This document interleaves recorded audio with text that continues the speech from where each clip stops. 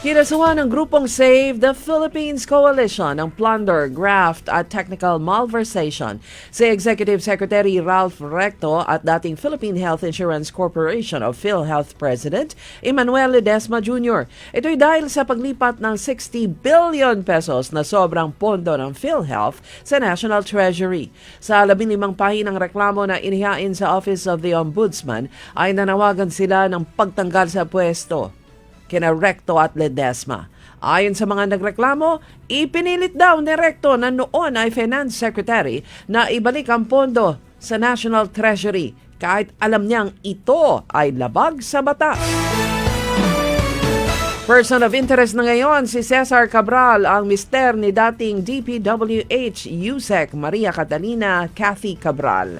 Sinabi ito ni Interior Chief John Vic Remulla.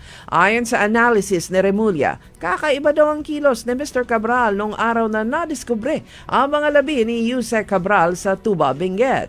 Una, ayaw niya itong ipa-autopsy matapos kumpirmahin na misis niya ang nasawi.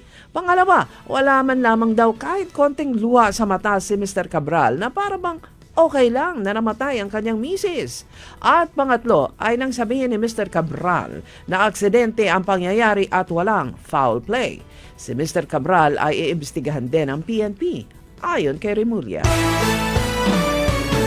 Nakaamba ang pag-aresto sa business tycoon na si Atong Ang kaugnay naman ang isyu o kasong kinakaharap niya sa mga nawawalang mga sabongero. Sinabi ni DOJ spokesperson Attorney Polo Martinez, formal nang naisampa ang kaso laban kay Ang at 20 iba pang individual na may kaugnayan sa 10 counts of kidnapping with homicide at 16 counts of kidnapping with serious illegal detention. Kapag may warrant of arrest na, aarestuhin agad sila ng PNP ayon pa kay Martinez.